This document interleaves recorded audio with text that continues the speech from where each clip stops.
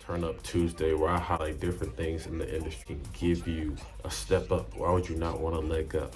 What up, world? It's your dude, DJ Nick Slay, and this is Nick's Nuggets. Let's go. Rockin' with the hottest in the city, DJ Nick Slay, man. Spin that new shit, man. Go. mp3wax.com. We break records. Damn, DJ Nick Slay. I love that shit. Was to try to copy that, but we failed. And I think we failed because of several things changing. Like COVID was one thing that kind of just messed us up, and we just had to rearrange those whole dates. I think we kind of shot ourselves in the foot with constantly changing dates because it was originally supposed to be Memorial Day, and then we got in a situation where Memorial Day ended up becoming 4th of July. Couldn't get 4th of July because the pandemic was at its height. And then I think the only other time to fall on was Halloween. And everything leading up to that, bro, was a whole headache. I remember booking Tiana Trump. I remember booking Brittany Renner. And just the aspect of already having them, we were pushing that. We were pushing that aspect of the show. Two different adult stars, two different vibes. It wasn't even gonna be a concert.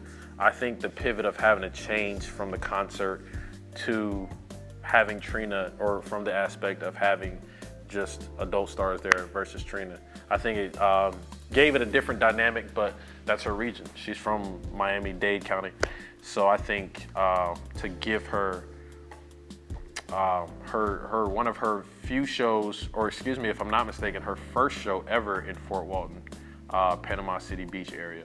So I think that was pretty interesting dynamic. Huge shout out to Day. He set the thing up, Splashlight Booking, and they've done a lot of work with people like Blue Vandross, or Young Blue, excuse me, to K-Camp and all these other things. So I think the relationship aspect just made sense because we already had that. But everything leading up into that, man, when we got to the day of the show, I think it was so much anxiety because of the unknown, right? Because we had been canceled 2 times prior, because we had this issue where we couldn't line up the talent right, to where we had another issue with just getting the balance of the venue.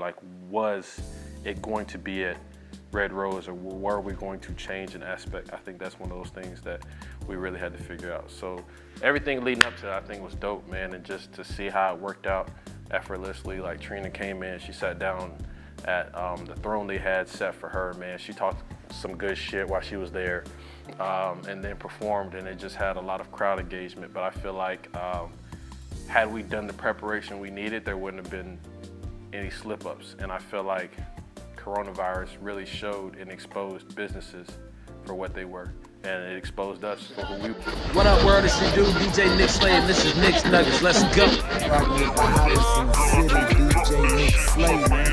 Spin that new shit, man. Go. mp3wax.com.